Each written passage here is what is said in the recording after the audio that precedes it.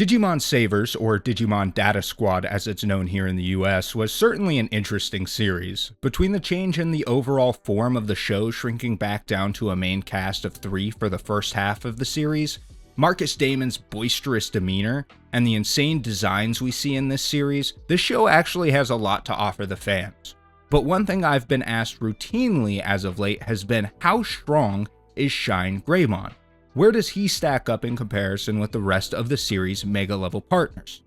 Howdy everybody, my name is Mustache Panda, and today we are going to be discussing how truly powerful Marcus Damon's Shinegreymon is. To start us off, let's jump into some of the feats from the Data Squad series itself. In his first appearance, Shinegreymon is able to foderize Gizmon XT. Gizmon XT was able to completely shrug off the attacks of Wargreymon, Lilamon, and Mach Galgamon at the same time. So right off the bat, we know that Shinegreymon should surpass the power of at least 3 combined Tamer, Ultimate, or Perfect level Digimon by a high margin. This is impressive because as established in Tamers, the average Ultimate or Perfect level Digimon, such as a Tamerless Nightmon, should be capable of creating a pocket universe, which they do simply to fit their needs and wants as a Digimon. And we can verify that the Ultimate or Perfect level Digimon are the creators of these pocket universes because it was confirmed by Konaka himself on Konaka.com, where he, and I quote, created this timeline at the same time as the D-Reaper report in order to help with the creation of the series. In white text are historical events, all other events were created by myself. While feats like this are expected of most Mega or Ultimate level Digimon, the further we go into the Data Squad series, the more insane Shinegreymon gets. If we take a look at Shinegreymon Ruin Mode, we see him do something very impressive against Mirage Galgamon. Not only is he able to completely overpower Mirage Galgamon, Shinegreymon is able to break his armor. His Chrome Digizoid armor. And if you know anything about Digimon, then you know Chrome Digizoid is essentially the strongest material in the digital world, or any digital world, for that matter. And Digimon like a courage-amped Wargreymon couldn't even cut through Chrome Digizoid without a boost from homeostasis in the original series. If we move on to Burst Mode, he gets even more impressive. Burst Mode Shinegreymon has been shown to be a match in physical strength with Digimon like Craniumon. On top of this clash, he is able to fight with Craniumon to a near standstill, as while Craniumon did land a few hits on Shinegreymon, likely due to Craniumon outclassing him in skill, he doesn't do any lasting damage to Shinegreymon. This is impressive because Craniumon is a Royal Knight class Digimon, and ends up taking Bancho Leomon's place and holding up the real world from crashing into the digital world. Just being shy of Royal Knight in power should be consistent, as Shinegreymon in his base form is able to knock over a Digimon like Belphamon using one of his most powerful attacks, who was able to take a direct blast from Mirage Galgamon with 0 issues. And when in Burst Mode, Shinegreymon is not only able to deflect Belphamon's attacks casually, the same attacks that rip through space-time for fun, he's able to destroy one of Belphamon's claws, as well as Belphamon's chains with a single swing, of which even Rosemon and Ravemon together could not break through. But that's just one Belphamon. It's not like he went up against and beat all of the Demon Lords. Well, in Digimon World Data Squad, he did exactly that. We're talking Beelzemon, Creepymon, Lilithmon, Leviamon, even Moon, Millenniumon, and Lucemon.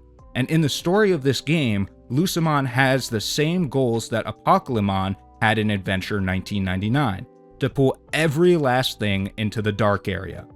And because this was happening in the Dark Area, which includes Cocytus, as that's where Lucemon's main body is stored, this means he was also planning to pull every last parallel world into the Dark Area along with the Data Squad digital and real world. And I have talked more about how these parallel worlds work in my Omegamon vs Apocalypmon video. Go check that out.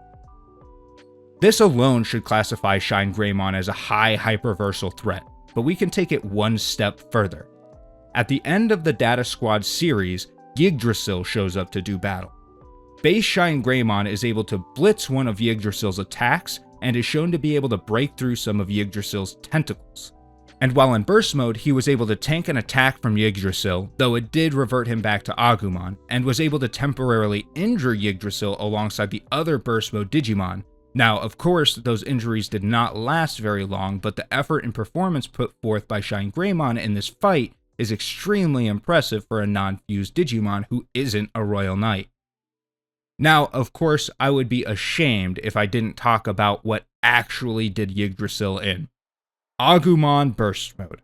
Now, I genuinely believe this is one of the strongest emotional amps in the entirety of the Digimon series. If we include this particular feat where Agumon Burst Mode is able to one-shot Yggdrasil and send the host into hibernation, it would be safe to put him at the highest tiers of Digimon like Zed Millenniummon, Victorygreymon, and the X-Antibody versions of the Royal Knights. But, to be frank, I don't think there is a way for Marcus and Agumon to reliably recreate this level of power consistently, as while we do see some massive boosts in the series, none come nearly close to the insane jump that this one provides. So where would I scale Shinegreymon? Well, as far as placement on the Digimon totem pole goes, I would say he sits firmly around the mid to low Royal Knight level when in burst mode, as he has shown superiority over the Demon Lords who should base to base be weaker than the Royal Knights in my opinion. I wouldn't go much higher even with his fight against Lucimon and Moon Millenniummon, as Moon is debatably the weakest form of Millenniummon in a fight, and in both instances he was teamed up with two other DATS members with similar strength to him in those fights. As far as actual power scaling goes, I would safely place him in the high Hyperversal level, with some pretty solid arguments for outer scaling considering their performance against Yggdrasil even compared to the other burst mode megas. Shout out to my very first Ultimate member, Nicholas Hector. Thanks, man. And thank you all so much for watching. I will catch y'all in the next one. Peace out.